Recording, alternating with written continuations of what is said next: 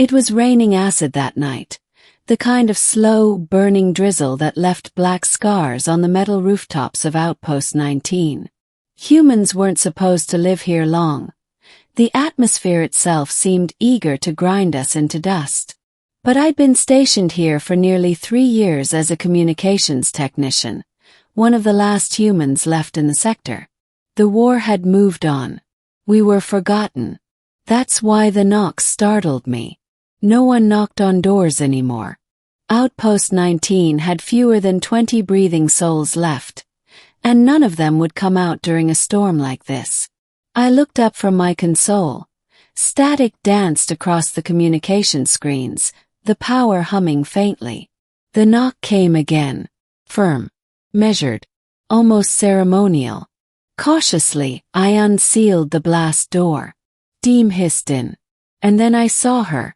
A figure stood silhouetted in the storm. Her armor black and silver like a living weapon.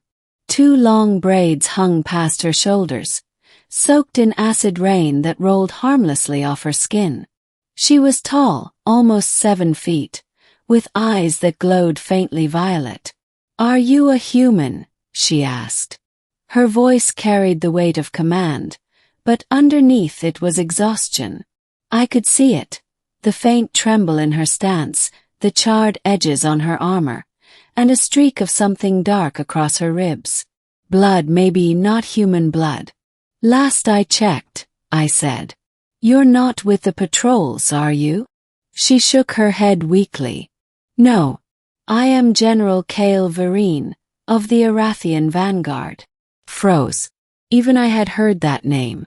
The Arathians were an apex warrior species, the kind who could rip through ships bare-handed and survive in hard vacuum for minutes at a time. Kale Vereen was their living legend. And she was standing at my door. Alone. I swayed. I barely caught her before she hit the floor. Her body was burning hot, her pulse erratic, 2 hearts hammering at once.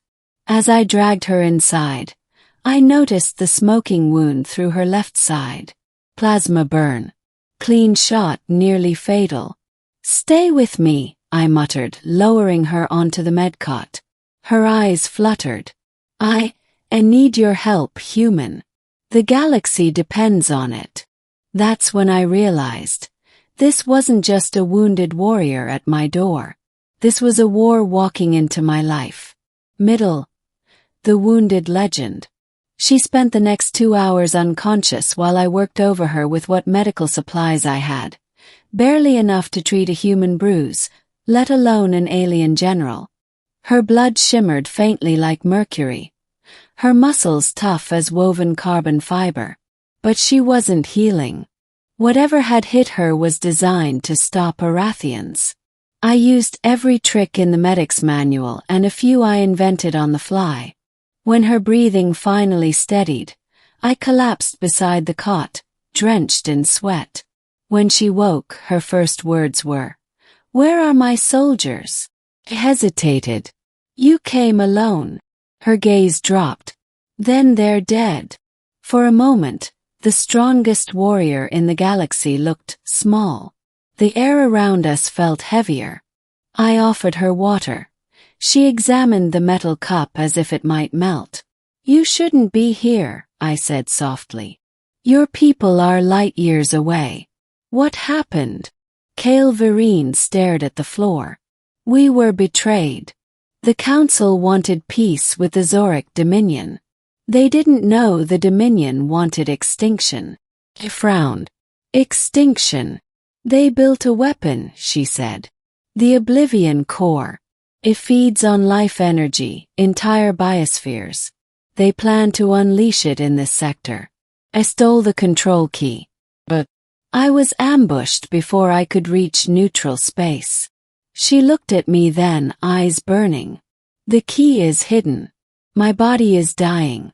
I need you to finish what I started." I blinked. "You want me to stop a galaxy-killing weapon?" "You're human," she said simply, as though that explained everything. "Yeah, and that's exactly why I'm underqualified." But she just smiled faintly. Your species survives everything. You see what others don't. That's why I came to you. I didn't know whether to be flattered or terrified. For the next few hours, I worked on stabilizing her condition. Her biology fascinated me. 2 redundant hearts, armored organs, blood that absorbed radiation.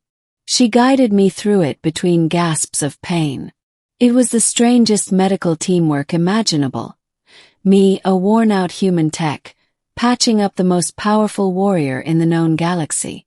By morning, her fever had broken. She stood, still weak, but every movement radiating quiet power. She was wearing one of my spare jackets. It barely fit her broad frame. "You saved me," she said. "I just didn't want a dead alien in my quarters," I joked, trying to lighten the mood. But she didn't laugh. "You did more than that. You gave me time. And time is everything." The mission. Kale Vereen revealed a small metallic shard hidden under her armor, a data crystal the size of a coin. "This is the key. It links to the Oblivion core. If the Dominion activates it, billions will die. But this crystal can override it, if we reach their relay on Voss Prime." Voss Prime was 6 days away in hyperspace. I didn't have clearance, credits, or a ship fast enough to outrun a Dominion patrol.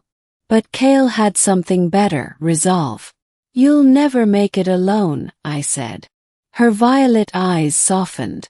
"Then come with me, human." And somehow I did. We stole a shuttle from the derelict hangar and blasted off before dawn.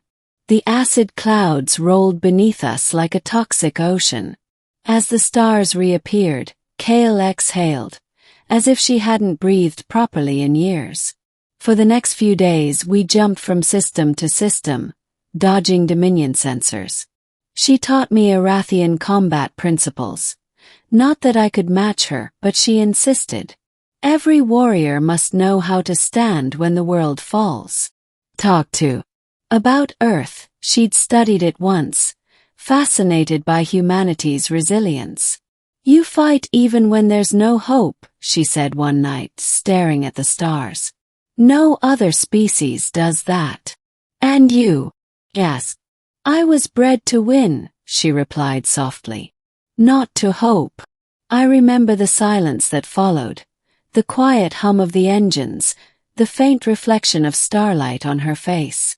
Somewhere along that endless flight, the line between alien general and human technician blurred. She was no longer just a legend. She was someone who had lost everything and still refused to break. The fall of Voss Prime. When we reached Voss Prime, the planet glowed like a dying ember. The Dominion had already begun channeling energy through the core buried deep beneath its surface. The sky itself bled light. Kale handed me the crystal. "You'll have to reach the relay," she said. "I'll draw their fire." "No chance," I said. "You can barely stand." Her lips twitched. "You humans argue too much." We landed near the core facility. The air crackled with static. Dominion sentinels patrolled the area. Tall, skeletal machines humming with energy. Kale charged first, her plasma blade cutting through them like paper. Sparks and light filled the air. I sprinted toward the central console, the crystal clutched in my shaking hand. "Upload complete in 60 seconds, the computer announced. That's when a Dominion warlord appeared, 8 feet of armor and fury. He slammed Kale into the wall, shattering the metal. She roared, counter-striking, but he caught her by the throat. I didn't think. I grabbed a plasma rifle and fired. It barely scorched him, but it made him turn. "Human," he hissed. "Insects don't belong here." He raised his blade, but Kale seized the opening, driving her own sword through his chest. The warlord fell with a guttural snarl. She collapsed beside him, blood spilling from her side again. "Upload complete," the system chimed. The light around us dimmed, The Oblivion core shut down. We'd done it. But Kale wasn't breathing right. I tore open my med kit, frantic. Stay with me, Kale. You're going to make it. She smiled weakly. You humans always think you can fix everything. Because we can, I said. Her hand gripped mine, impossibly strong then trembling. You gave me more than a home, she whispered. You gave me a reason to fight again. Then her eyes closed. For a moment, the galaxy's strongest warrior was gone, ending the message to the stars. It's been 3 months since Vos Prime. Kale's body was taken by the Arathian fleet after I sent a distress signal. They recovered the crystal and confirmed the Oblivion core was permanently deactivated. The Dominion retreated. The war ended. But sometimes I still hear her voice in the hum of the stars.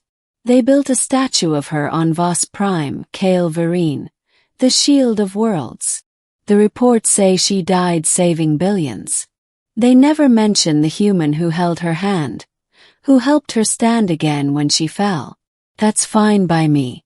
Because I know the truth. She didn't just save the galaxy. She saved me too.